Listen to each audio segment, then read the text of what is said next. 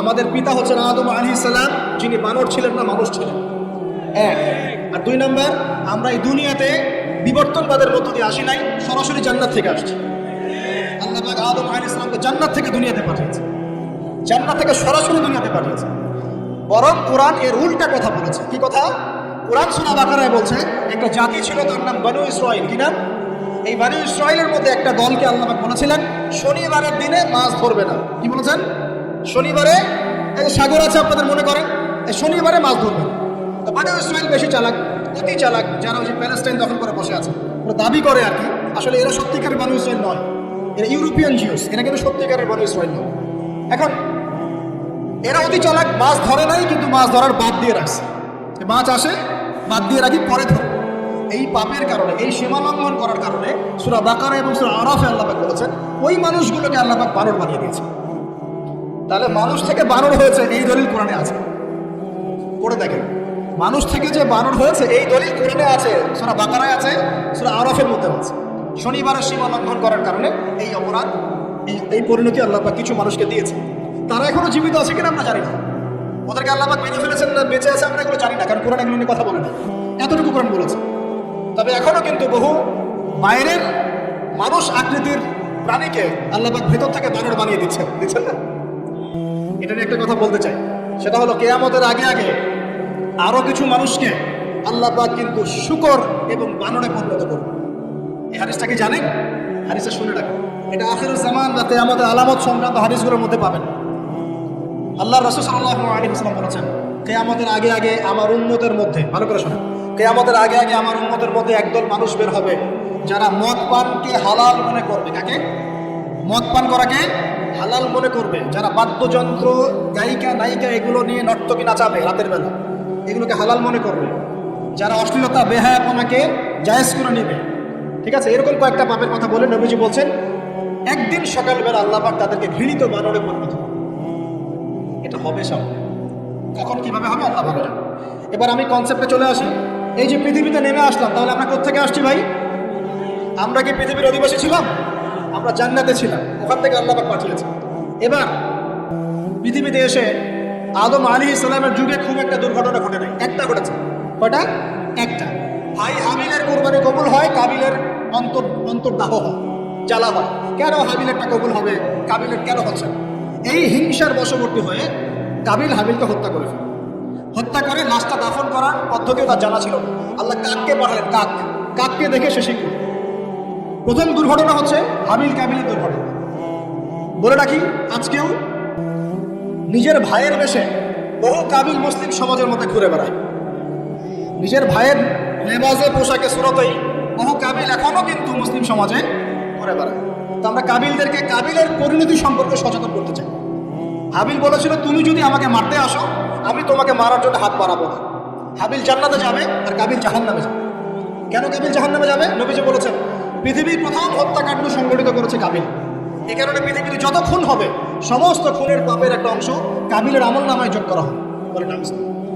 একটা কথা মনে রাখবেন, সদকায়ে জারিয়া যেমন আছে, গুনাহে জারিয়াও আছে। একটা মদের দোকান দিয়েছেন, যত মানুষ মদ খাচ্ছে সমস্ত গুনার একটা অংশ আপনার কাছে আসছে। সিনেমা হল করেছেন, মানুষ সারাদিন একটা ছবি দেখে, নগ্ন ছবি দেখে, যত মানুষ এখানে পাপ করবে সমস্ত পাপের একটা অংশ আপনার কাছে যাবে। আবার একটা মাদ্রাসা করেছেন, যত মানুষ এখানে দ্বীনি ইলম শিখবে, এই নেকির একটা অংশ আপনার পাপ করছে। মরে গেলেও কবর পাবেন ইনশাআল্লাহ। আল্লাহ পাক আমাদের সবাইকে সদকায়ে জারিয়া করার তৌফিক দেন, গুনাহে জারিয়া থেকে বাঁচিয়ে রাখুন। খুব খেয়াল রাখবেন, আল্লাহ পাক আমাদের হেফাজত করুন। এবার ওই যুগ শেষ, নূহ আলাইহিস সালামের যুগ। এই যুগে আল্লাহর একই সুন্নাত, নূহ আলাইহিস সালাম 950 বছর দাওয়াত দিলেন, 40টা বা 80টা পরিবার ইসলাম কবুল করেছে, বাকিরা করে। যারা করে নাই আল্লাহ পাক তাদেরকে ডুবিয়ে মারলেন, যারা করেছে আল্লাহ পাক উদ্ধার করলেন। সোজা কথা। আজকে সারা পৃথিবীতে যত মানুষ আমরা বেঁচে আছি না, আমরা কোনো না কোনোভাবে ওই 80 পরিবারের সদস্য। আমরা ভাই ভাই, আমরা ওই ফ্যামিলি, 80 ফ্যামিলির অন্তর্ভুক্ত। কিরকম করে? নূহ আলাইহিস সালামের 4 সন্তান ছিল। কয় সন্তান? এক সন্তানের নাম হচ্ছে হাম। কি নাম? হাম। হাম ছিল একটু কালো বর্ণের। হামকে দিয়ে আফ্রিকার কন্টিনেন্টে যত মানুষ দেখছেন ব্ল্যাক স্কিনের, কালো স্কিন, এরা সবাই হামের বংশধর। মজা না বিষয়টা? মানুষের অস্তিত্ব পৃথিবীতে, ইতিহাস, এগুলো খুব ইন্টারেস্টিং টপিক। ইতিহাস পড়তে থাকলে আপনি ডুবে যাবেন। কত কিছু বিশ্ব হয়েছে আর কত কিছু হবে সামনে, সুবহানাল্লাহ। তখন আপনার অস্তিত্ব জানান দিবে যে আমি কত ক্ষুদ্র, মহাবিশ্ব কত বড়, আল্লাহ কত বড়, কত সময় চলে গেছে আর আমি এই সময় কি করছি। এক ভাইয়ের নাম শাম। এই শামকে কেন্দ্র করে এই আরবের যে মানুষগুলো আছে, আরব অ্যারাবিয়ান, এরা শামের বংশধর। আরেক ভাইয়ের নাম ইয়াফাস। কি নাম? ইয়াফাস। ইয়াফাসের বংশধর হচ্ছে পশ্চিমারা, রোমক যারা তারা। আরেক ভাইয়ের নাম ছিল কেনান। কি নাম? কেনান। এ ইমান নিয়ে আসে নাই, ওই যে প্লাবনে ডুবে মরে গেছে। মরে যাওয়ার পরে আদম আলাইহিস সালাম বলেছিল, আল্লাহ আমার পরিবারের অন্তর্ভুক্তকে মাফ করে দাও। আল্লাহ বলছেন, লাইসা মিন আহলিক, সে তোমার পরিবারের কেউ না। নবীর সন্তান হয়েও, নবীর সন্তান হওয়ার পরেও ইমান না আনার কারণে সে জাহান্নামে গেছে। আর আমরা আর কি এমন মানুষ, অমুক আলেমের সন্তান, অমুক বক্তার সন্তান, হ্যাঁ অমুক পীরের নওয়াবজাদা, অমুক তমুক, এইসব বড়াই করে লাভ নেই। আমল, আকীদা, ঈমান যদি ঠিক না থাকে, আমাদের বংশ পরিচয় আমাদেরকে বাঁচাতে পারে, আমাদের দেশ, জাতীয়তাবাদ, বর্ণ বাঁচাতে পারে। যার যার কবরে তাকে তাকে যেতে হবে। নিজের আমল নিয়ে ফিকির করে, নিজের কবর নিয়ে ফিকির করে, অন্যের দিকে চোখ দেওয়া বন্ধ করেন, আগে নিজের কবর ফিকির করে। আল্লাহ পাক সবাইকে তৌফিক এনায়ত করুন। যারা বুদ্ধিমান তারা নিজেকে নিয়ে ব্যস্ত থাকে, যারা যারা অহংকারী উদ্ধত এরা মানুষের পিছনে পড়ে থাকে। আল্লাহ পাক আমরা সবাইকে নিজের চেহারা আয়নায় দেখার তৌফিক দেন। প্রিয় ভাইরা, নূহ আলাইহিস সালামের যুগ চলে গেল, 950 বছর দাওয়াত দেওয়ার পরে এই পরিণতি হয়েছে। এরপরে আসছে ইব্রাহিম আলাইহিস সালামের সময়। আল্লাহ পাক তাকে উদ্ধার করেছেন, অগ্নি পরীক্ষা থেকে বাঁচিয়েছেন, নমরুদকে আল্লাহ পাক ধ্বংস করেছেন। আল্লাহ পাক এরপরে এসে এনেছেন আদ জাতি। আদ জাতির হুদ আলাইহিস সালাম এবং তার অনুসারীদেরকে আল্লাহ পাক বাঁচিয়েছেন, বাকিদেরকে ধ্বংস করে দিয়েছেন ঝড় দিয়ে, বায়ু প্রবাহ দিয়ে। সামুদ জাতি এসেছে, সামুদ জাতিকে আল্লাহ পাক ধ্বংস করেছেন বজ্রপাত দিয়ে, বিদ্যুৎ দিয়ে। আর সালেহ আলাইহিস সালাম এবং তার অনুসারীদেরকে বাঁচিয়ে দিয়েছেন। ফেরাউনের যুগ এসেছে, আল্লাহ পাক মূসা আলাইহিস সালাম এবং বনু ইসরাঈলকে বাঁচিয়েছেন, ফেরাউনকে ডুবিয়ে মেরেছেন লোহিত সাগরে। ঈসা আলাইহিস সালামের যুগ আসছে, একই সুন্নাত। ঈসা আলাইহিস সালামকে আল্লাহ পাক শুধু রক্ষাই করেন নাই, নিজের কাছে উঠিয়ে নিয়েছেন। সুবহানাল্লাহ। তিনি আবারও আসবেন পৃথিবীতে ইনশাআল্লাহ। যতদিন না তিনি আসছেন এবং এই পৃথিবীতে 40 বছর রাজত্ব না করছেন, কিয়ামত হবে না ইনশাআল্লাহ। যতদিন পর্যন্ত ঈসা আলাইহিস সালাম আবার ব্যাক না করছেন এবং এই জেরুজালেম থেকে সারা বিশ্বে খেলাফা কায়েম না করছেন, 40 বছর শাসন না চালাচ্ছেন, কিয়ামতও হবে না ইনশাআল্লাহ। এটা সামনে অপেক্ষা করছে। এবং নবী সাল্লাল্লাহু আলাইহি ওয়াসাল্লামের যুগে আবু জেহেল, আবু লাহাব বা সাহেবাদেরকে আল্লাহ পাক ধ্বংস করেছেন, আল্লাহর নবী এবং সাহাবীদেরকে আল্লাহ পাক সম্মানিত করেছেন। আপনি কি পুরো হিস্ট্রির মধ্যে একটা সুন্নত দেখতে পাচ্ছেন, কমন সুন্নত? কি সুন্নত? প্রত্যেক যুগে যুগে যারাই আল্লাহর ওই যে বিধান মেনে চলেছে, সমকালীন নবী রাসূলদের আনুগত্য করেছে, আল্লাহ পাকের আনুগত্য করেছে, আল্লাহ পাক তাদেরকে উদ্ধার করেছেন দুনিয়াতেও পরকালে। প্রত্যেক যুগে যুগে যারাই আল্লাহকে মানে নাই, রাসূলকে মানে নাই, আল্লাহর আসমানি কিতাবকে মানে নাই, বিরুদ্ধাচরণ করেছে, কুফরি করেছে, শিরক করেছে, আল্লাহ পাক সবাইকে ধ্বংস করে দিয়েছে, কারো কোনো পরোয়া নেই। এই সিলসিলা আজও অব্যাহত আছে, আগামীতেও থাকবে ইনশাআল্লাহ। এখন আমরা যারা এখন বেঁচে আছি, আমরা নবী সাল্লাল্লাহু আলাইহি ওয়াসাল্লামের ইন্তেকালের 1450 বছর পরের মানুষ। আল্লাহর নবী এসেছেন এমন সমাজে, যে সমাজে শিরকের পাপ চলছে, সুদের পাপ চলছে, দুর্নীতি চলছে, আপনার কন্যা সন্তানকে জীবিত হত্যা করা হচ্ছে, আপনার মাদকদ্রব্যের সয়লাভ চলছে, মেয়েদের অধিকার দেওয়া হচ্ছে না, গোত্রীয় হানাহানি চলছে। ওই সমাজটাকে তিনি 23 বছরের মধ্যে পাল্টে ফেললেন। কত বছর? 23 বছর। কিভাবে পাল্টালেন? উত্তর, তিনি প্রথমে জ্ঞানের চর্চা করেছেন। কিসের চর্চা? জ্ঞানের। আল্লাহ পাক প্রথম ওহী নাযিল করেছেন, ইকরা বিসমি রাব্বিকাল্লাযী খালাক, পড়ুন আপনার রবের নামে যিনি আপনাকে সৃষ্টি করেছেন। নবী সাল্লাল্লাহু আলাইহি ওয়াসাল্লাম সাহাবীগণ কোরআনের 6টা হক আদায় করেছেন। কয়টা হক? 6টা। তারা কোরআন পড়া শিখেছেন। আমরা সবাই কোরআন পড়া শিখবো তো ইনশাআল্লাহ। তারা কোরআনের অর্থ শিখেছেন, আমরা কোরআনের অর্থ শিখবো তো ইনশাআল্লাহ। তারা কোরআনের আদেশগুলো মেনেছেন, আমরা কোরআনের সব আদেশ মানব তো ইনশাআল্লাহ। তারা কোরআনের সমস্ত নিষেধগুলো বর্জন করেছে, আমরা নিষেধ বর্জন করবো তো ইনশাআল্লাহ। তারা কোরআনের দাওয়াত মানুষের কাছে পৌঁছে দিয়েছেন, আমরা কোরআনের দাওয়াত দিব তো ইনশাআল্লাহ। এবং 6 নম্বর, তারা কোরআনের বিধানগুলোকে বাস্তবায়ন করেছে, আমরাও বাস্তবায়নের চেষ্টা করবো তো ইনশাআল্লাহ। এই 6টা হক আদায়ের ফলে 23 বছরের ব্যবধানে জাহেলি মক্কা একদম সোনালী মক্কায় পরিণত হয়েছে।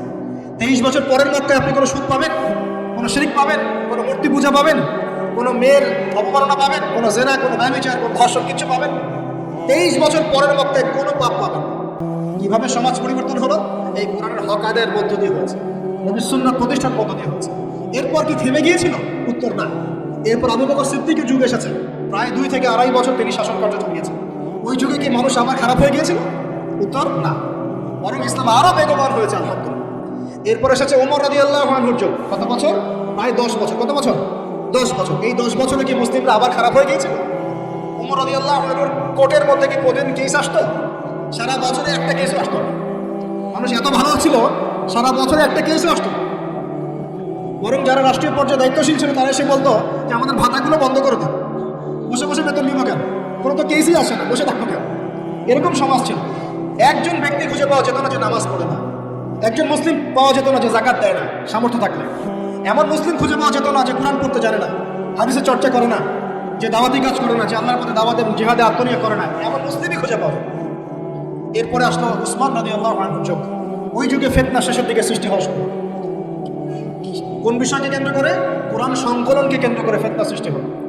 আতাতায়ীদের বিদ্রোহীদের হাতে উসমান রাদিয়াল্লাহু আনহুকে নির্মমভাবে শাহাদাত বরণ করতে হয়েছে। তিনি প্রায় 12 বছর শাসন কার্য চালিয়েছেন। ইসলাম আরও এগিয়ে গেছে। এরপর এসেছে আলী রাদিয়াল্লাহু আনহুর যুগ। আলী রাদিয়াল্লাহু আনহুর খেলাফতে ওই উসমান রাদিয়াল্লাহু আনহুর ঘটনাকে কেন্দ্র করে, হত্যাকাণ্ডকে কেন্দ্র করে মুআবিয়া রাদিয়াল্লাহু আনহু এবং আলী রাদিয়াল্লাহু আনহুর মাঝখানে একটা ব্যাটল, একটা যুদ্ধ হয়ে গেছে। এর নাম হচ্ছে সিফফিনের যুদ্ধ। কিসের যুদ্ধ? সিফফিন। যাই হোক, এক পর্যায়ে আলী রাদিয়াল্লাহু আনহুকে এরকম বিদ্রোহীদের হাতে, খারেজিদের হাতে শহীদ হতে হয়। বলেন ইন্না লিল্লাহি ওয়া ইন্না ইলাইহি রাজিউন। তারপরে হাসান রাদিয়াল্লাহু আনহু অল্প কয়েকদিন শাসন কার্য চালান। তারপর উম্মার ঐক্যের খাতিরে তিনি তার শাসন কার্যের ভারটাকে মুআবিয়া রাদিয়াল্লাহু আনহুর হাতে সুপর্দ করে দেন, ছেড়ে দিলেন। মুআবিয়া রাদিয়াল্লাহু আনহুর সময় থেকে উমাইয়াদের শাসন শুরু। উমাইয়ারা শাসন করেছে প্রায় 132 হিজরি পর্যন্ত। কত হিজরি? 132 হিজরি পর্যন্ত, প্রায় 92 ইয়ার্স, 92 বছর তারা শাসন করেছে। এই সময় ইসলাম আরও এগিয়ে গেছে, পিছিয়ে যায় না। ফিতনা এসেছে, দমন করা হয়েছে। মুসলিমরা বীর দর্পে বিশ্বের বুকে শাসন কার্য চালিয়েছে। এরপর এসেছে আব্বাসীয়দের খেলাফত। জাব নদীর যুদ্ধে উমাইয়াদের পরাজয়ের পরে আব্বাসীয়রা ক্ষমতায় আসে। তারাও ইসলামকে এগিয়ে নেওয়ার চেষ্টা করছিল, ইসলাম এগিয়ে যাচ্ছিল, জ্ঞান বিজ্ঞানের প্রসার হচ্ছিল। আলহামদুলিল্লাহ, ইসলাম পিছিয়ে যায় নাই, মুসলিমরা পিছিয়ে যায় নাই, সারা বিশ্বে দাপটের সাথে আমরা চলেছে। তারপর আস্তে আস্তে ওই আব্বাসীয়দের পতন শুরু হলো। কাদের হাতে? এই তাতারিদের হাতে, মঙ্গোলিয়ানদের।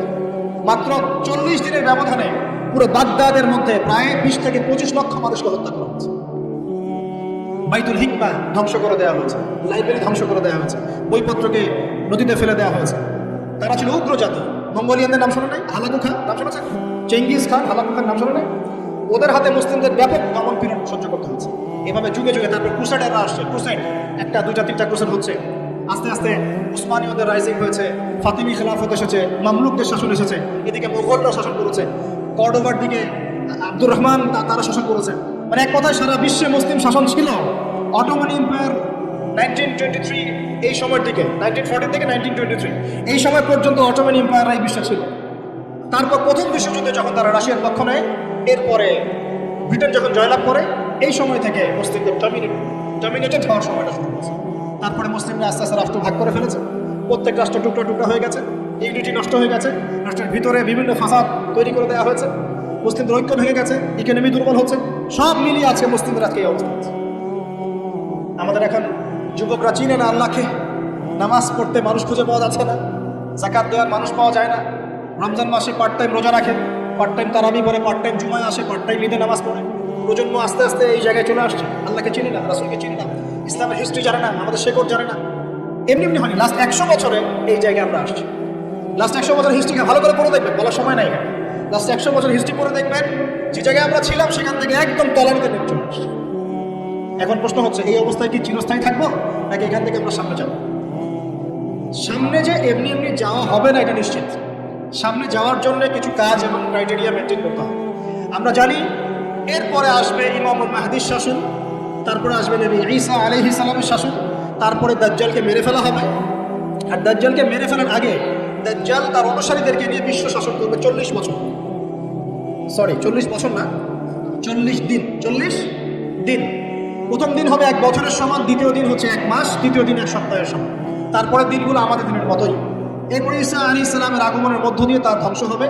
এরপর ইয়াজুজ আর মাজুজ খুব হিংস্র হবে। তাদেরকে হত্যা করার ক্ষমতা মুসলিমরা থাকবে না। মুসলিমরা তুর পাহাড়ে আশ্রয় নেবে। আল্লাহ পাকের গজবে তাদের ঘাড়ের মধ্যে একটা ভাইরাস জন্ম নেবে, এতে তারা মারা যাবে। বড় বড় নখরওয়ালা প্রাণী আল্লাহ পাঠাবেন, পাখি, এরা এসে এদেরকে উঠিয়ে উঠিয়ে কোনো জায়গায় ফেলে দেবে, মহাবিশ্বের কোনো এক জায়গায় এনে ফেলে দেবে।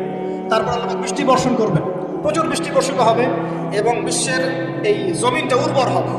তখন একটা ডালিম দেখেছেন, একটা ডালিম একটা পরিবার খাবে। একটা ডালিমের খোসার মধ্যে একটা পরিবার আশ্রয় নিতে পারবে। এত বড় বড় ফসল হবে। 40 বছর ঈসা আলাইহিস সালাম এই বিশ্বকে শাসন করবেন ন্যায়ের ভিত্তিতে, আদালতের ভিত্তিতে। ঘাটে মহিষে এক ঘাটে পানি খাবে, বাঘে মহিষে এক ঘাটে পানি খাবে, কেউ কারো উপর জুলুম করবে না। এরপর তার বিয়ে শাদী হবে, সন্তান হবে এবং তার ইন্তেকাল হবে স্বাভাবিকভাবে, এবং তাকে দাফন করা হবে নবী মুহাম্মদ সাল্লাল্লাহু আলাইহি ওয়াসাল্লামের কবরের পাশে, রওজার পাশে। এরপরে মানুষ আবার খারাপ হওয়া শুরু করবে, এতটা খারাপ হবে যে মানুষ রাস্তার মোড়ে মোড়ে জেনা ব্যভিচারে লিপ্ত হবে না, কুকুর শেয়ারের মতো। এই অবস্থায় পশ্চিম দিক থেকে সূর্য উঠবে এবং ব্যবসায়ী ব্যবসা করতে বসেছে, কাপড় খুলেছে, এই কাপড় গুটিয়ে নেওয়ার আগে কিয়ামত হয়ে যাবে। একজন ব্যক্তি পানির বোতল খুলেছে, পানি মুখে দেওয়ার আগেই কিয়ামত হয়ে যাবে। একজন ব্যক্তি বাসা থেকে বের হয়েছে, বাসায় ফেরত যাওয়ার আগে কিয়ামত হয়ে যাবে। উঠকে পানি পান করার আগে কিয়ামত হয়ে যাবে। ওই সময় তওবার দরজা বন্ধ হয়ে যাবে। এই ইসরাফিল আলাইহিস সালাম সিংহায় ফুঁক দিয়ে দিবেন, মহাবিশ্ব ধ্বংস হয়ে যাবে। আল্লাহ পাক দ্বিতীয় ফুৎকারের মধ্য দিয়ে আবার সবাইকে উঠাবেন এবং এই দুনিয়ার জীবনে আমরা যে কাজগুলো করেছি এর হিসাব আমাদেরকে দিতে হবে। সেদিন যদি আমরা আল্লাহর কাছে প্রত্যেকটা কাজের হিসাব দিতে পারি, কোরআন সুন্নাহর উপর থাকতে পারি, আল্লাহর বিধিবিধান মেনে চলতে পারি, এই কারাগারের জীবনে আল্লাহর বিধান মেনে চলতে পারি, ইনশাআল্লাহ যেই জান্নাত থেকে আসছি আবার সেখানে ফিরে যাবো। আর যদি ওই দিন আমরা হিসাব দিতে ব্যর্থ হই, আল্লাহ না করুক, তাহলে ওই ইবলিসের সাথে তার অনুসারীদের সাথে আমাদের সবাইকে জাহান্নামে থাকতে হবে। এইভাবে হিস্ট্রি শুরু হয়েছে, হিস্ট্রি শেষ হবে। এই দুনিয়া চিরস্থায়ী হবে না, আর আমাদের অবস্থা এমন থাকবে। এখন শেষ কথা হচ্ছে, এই অবস্থা থেকে উত্তরণের জন্য আমাদের কি করণীয় হচ্ছে? উত্তর, আমাদের প্রথম দরকার জ্ঞান চর্চা। কি দরকার ভাই? জ্ঞান চর্চা, প্রচুর জ্ঞান চর্চার প্রয়োজন। জ্ঞান নাই কিছুই করতে পারবো। দ্বিতীয় কাজ হলো আমাদের সবার দরকার জানা অনুযায়ী আমল করা। জানা অনুযায়ী আমল করা, যে যত বেশি জানি আমল করার চেষ্টা করি, আল্লাহ পাক তৌফিক দান করেন। এরপর দরকার আদর্শ পরিবার গড়ে তোলা। পারিবারিক আদর্শ সুন্দর হলে পরে সমাজটা সুন্দর হবে। আল্লাহ পাক আমাদের সবাইকে আদর্শ পরিবার গড়ার তৌফিক দান। দিনদার মেয়েকে বিয়ে করবেন, দিনদার ছেলেকে বিয়ে করবেন, অল্পে তুষ্ট থাকবেন, পরিবারের বিষয়ে সবর করবেন এবং সন্ততিদেরকে মানুষ করে যাওয়ার চেষ্টা করবেন। এরপর দরকার আমাদের হালাল রিজিক। সবাই যদি হালাল রিজিকে সন্তুষ্ট থাকি, সমাজের মধ্যে থেকে অন্যায় এমনি অটোমেটিক কমে যাবে ইনশাআল্লাহ। প্রত্যেকটা কাজ করার আগে চিন্তা করব কিভাবে করলে হালাল হবে, কিভাবে করলে হারাম হবে। এরপর দরকার নবী সাল্লাল্লাহু আলাইহি ওয়াসাল্লামের সুন্নাহ মাফিক জীবন গড়া। 24 ঘন্টার দিন রাতে যে কাজগুলো আছে, এই কাজগুলোকে নবীর সুন্নাত অনুযায়ী করার চেষ্টা করব। আল্লাহ পাক তৌফিক দান করুন। আরো দরকার আমরা বিল মারুফের কাজ করা, মানে সৎ কাজে আদেশ করা। আমাদের সবাইকেই দাওয়াতি কাজ করতে হবে। একজন দুজন করবে, বাকিরা করবে না এমন নয়, সবাইকেই পার্ট টাইম হলেও দাওয়াতি কাজ করতে হবে। নামাজ আপনি পড়ছেন, নামাজের দাওয়াত দেন। আপনি যাকাত দিচ্ছেন, যাকাতের দাওয়াত দেন। আপনি রমজান মাসে রোজা রাখছেন, অন্য ভাইকেও রোজা রাখতে উৎসাহিত করেন। আপনি সুদ খাচ্ছেন না, অন্য ভাইকেও নিষেধ করেন, ভাই আপনি খান। আমি যা করি সেটা আপনি অবশ্যই প্রচার করেন, আপনি যা করেন সেটা আপনি প্রচার করেন, যা করেন না সেটা বলতে যাওয়ার দরকার। তবে হ্যাঁ, আমলের কথা আপনি বলতেই পারেন। যদি আপনি তাহাজ্জুদ নিয়মিত পড়তে নাও পারেন, মানুষকে আপনি বলতে পারবেন তাহাজ্জুদের নামাজ পড়েন, তাহাজ্জুদ নামাজ পড়া ভালো। ইনশাআল্লাহ আস্তে আস্তে আপনি নিজেও আমল করার চেষ্টা করবেন। আল্লাহ পাক তৌফিক দান করুন। আমরা বিল মারুফ, সৎ কাজে আদেশ করতে হবে। আরেকটা হচ্ছে অসৎ কাজে নিষেধ করতে হবে।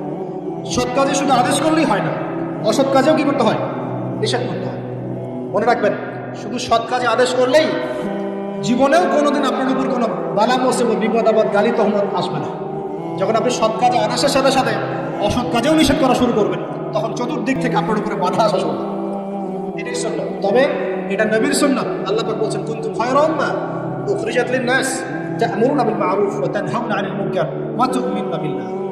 আর আমাদের দায়িত্ব হচ্ছে পরবর্তী প্রজন্মকে মানুষ করে যাওয়া, নিজেদের জানমাল সময় শ্রম দিয়ে আল্লাহর জমিনে আল্লাহর দ্বীনটাকে প্রচার করা, প্রসার করা, প্রতিষ্ঠার চেষ্টা করা এবং চরমপন্থী না হওয়া, আবার গোলালু মার্কা শৈথিলতাবাদীও না, মধ্যমপন্থী থাকা, নিজের দায়িত্ব পালন করা, অন্যকে দিনের দিকে ডাকা। আমাদের ঊর্ধ্বতন কর্তৃপক্ষ যারা থাকবে সবার সামনে ইসলামটাকে যুগোপযোগীভাবে সত্য মিথ্যাকে স্পষ্ট করে দিয়ে উপস্থাপন করে। তারা যদি কবুল করে আলহামদুলিল্লাহ, যদি নাও করে তাদের দায়িত্ব তাদের, আমাদের দায়িত্ব আমাদের। আল্লাহ রাব্বুল আলামিন আমাদের সবাইকে কোরআন সুন্নাহ মাফিক জীবন করার তৌফিক দান করুন, বলি আমিন। আমাদের সবাইকে আল্লাহ পাক পুরো ওয়ার্ল্ড হিস্ট্রি পড়ার তৌফিক দান করুন, কোরআনের জ্ঞানী হওয়ার তৌফিক দেন, এর অর্থ বোঝার তৌফিক দান করুন, নবীর সুন্নাহ মাফিক জীবন করার তৌফিক দান করুন, হালাল খাওয়ার তৌফিক দেন, আদর্শ পরিবার করার তৌফিক দান করুন এবং দিন ইসলামকে বিজয়ী করার জন্য আমাদের জানমাল সময় শ্রম ব্যয় করে আল্লাহর পথে কাজ করার তৌফিক এনায়েত করুন। সকলেই বলে আমিন। আকুলু কাওলি হাযা আস্তাগফিরুল্লাহ লি ওয়া লাকুম ওয়া লিসাইরিল মুসলিমিন।